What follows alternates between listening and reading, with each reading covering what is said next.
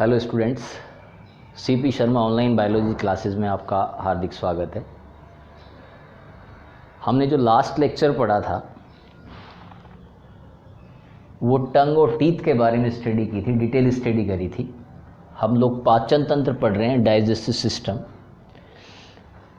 मैं सभी स्टूडेंट्स को कहना चाहूँगा कि ये प्रत्येक टॉपिक एक दूसरे से लिंक है ना। जैसे मान लो आप ये सोच रहे हैं कि मैं डायरेक्ट दूसरे लेक्चर की वीडियो देख लूँ और मुझे समझ में आ जाएगा, है ना। वो आपको परेशानी पैदा कर सकता है। तो आप कोशिश कीजिए कि फर्स्ट लेक्चर देखें, उसको अच्छे से समझें, ठीक है ना। फिर सेकंड लेक्चर देखें, फिर थर्ड लेक्चर देखें, है ना, क्योंकि ये एक दूसरे से लिंक है। एलिमेंट्री कैनाल के डिफरेंट पार्ट हैं, तो जब तक आपको फर्स्ट में ही नहीं पता होगा कि क्या है तो आप सेकंड को नहीं समझ पाएंगे, ठीक है ना। जब भी लेक्चर होता है तो आप स्क्रीनशॉट ले सकते हैं, उसके नोट्स बना सकते हैं, ठीक है ना। रफली स्टडी कर सकते हैं, ठीक है। आज जो हम पढ़ रहे हैं एलिमेंट्री कैनाल के जिन भागों के बारे में मैं बता दूं, आज हम फेरिंक्स के बारे में पढ़ रहे हैं, ग्रेसनी, ठीक है। मुख गुहा का जो अंतिम भाग है उसको फेरिंक्स कहा जाता है, ठीक है। फेरिंक्स में दो भाग हैं, ठीक है ना। ऊपर वाला जो पार्ट है फेरिंक्स का या ग्रेसनी का, उसको हम नासा ग्रेसनी या नेसोफेरिंक्स कहते हैं, ठीक है। अब आप देखिए इस फिगर के अंदर ये नेसोफेरिंक्स भाग है।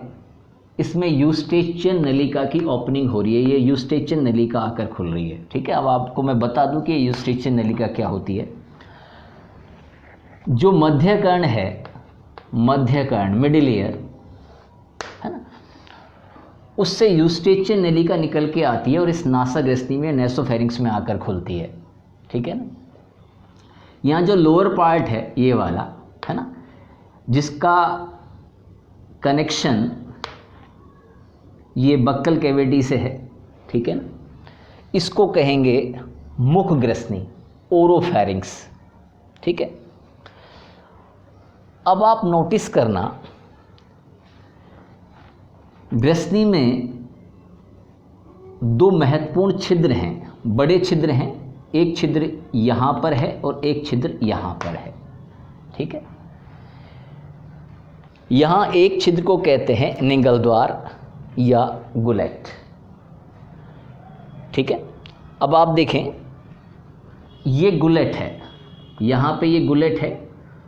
गुलेट की ओपनिंग होती है ईसोफेगस या ग्रास नलिका के अंदर। दूसरी वाली जो ओपनिंग है, दूसरा वाला जो छिद्र है, उसको हम कहेंगे ग्लोटिस या कंठ द्वार। ये ट्रेकिया में खुल रहा है, श्वास नलिका में खुल रहा है, ठीक है।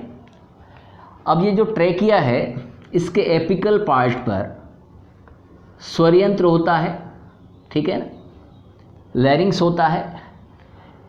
यहाँ इस छिद्र को ढकने के लिए एक पेशीय ढक्कन है, एक मस्कुलर ढक्कन है, जिसको हम एपिग्लोटिस कहते हैं। जब भी हम भोजन को निगलते हैं तो उस समय भोजन के पार्टिकल्स का इस ट्रेकिया में जाने का खतरा रहता है ना। तो उस समय सांस अवरुद्ध हो सकता है ना, और वो रिस्की हो सकता है। इसलिए क्या होता है, जब भी भोजन को निगला जाता है तो जो एपिग्लोटिस है ये ट्रेकिया को कवर्ड कर देता है, ये ढक देता है, ठीक है।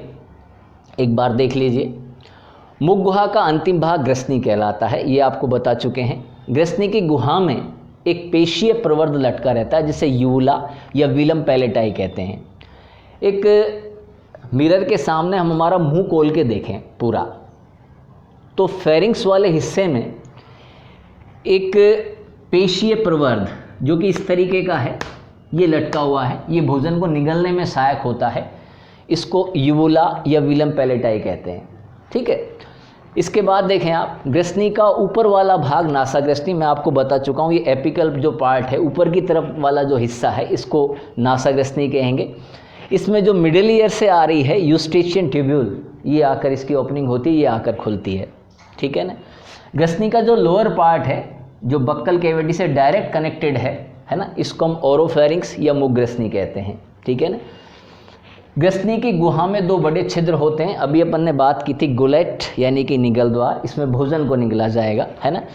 ये इसकी ओपनिंग हो रही है ग्रास नली के अंदर, ठीक है ना। दूसरा वाला जो एपर्चर है, छिद्र है, इसको हम कंठद्वार बोलेंगे, ग्लोटिस बोलेंगे। यह श्वास नलिका में खुलेगा, ठीक है। इस ग्लोटिस के ऊपर एक एपिग्लोटिस नामक पेशीय ढक्कन है। यह पेशीय ढक्कन श्वास नलिका में भोजन के कणों को जाने से रोकता है, ठीक है ना।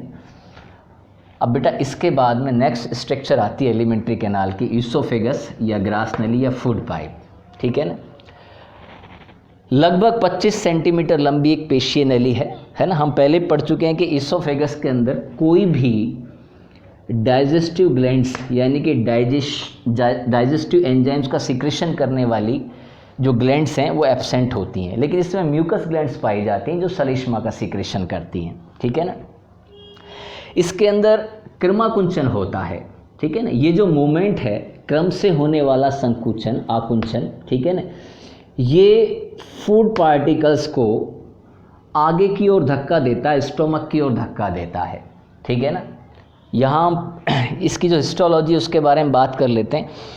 ग्रास नलिका में सिरोसा लेयर जो होती है, सबसे एपिकल लेयर है सिरोसा, ये एब्सेंट होती है, लेकिन उसको बच्चों ईसोफेगस में सिरोसा एब्सेंट लेकिन ट्यूनिका एडवेंशिया उपस्थित होती है, ठीक है ना। एलिमेंट्री कैनाल की जो हिस्टोलॉजी है उसके अंदर बहुत सारी लेयर्स हैं, सिरोसा है, मस्क्यूलेरिस है, सब म्यूकोसा है, म्यूकोसा है ना। यहाँ पर ग्रास नली के अंदर सिरोसा एब्सेंट होता है ना। मैं आपको बेटा पहले भी बता चुका कि ये सारे टॉपिक एक दूसरे से लिंक है ना। तो आप कोशिश कीजिएगा जो फर्स्ट लेक्चर की वीडियो वहीं से देखना स्टार्ट करें, है ना, तो ये सब कुछ समझ में आता चला जाएगा, है ना। आज हमने फेरिंग्स पढ़ लिया और ईसोफेगस पढ़ लिया, है ना। नेक्स्ट लेक्चर में अपन स्टोमक या आमाशय के बारे में बात करेंगे, ठीक है ना। Thank you very much.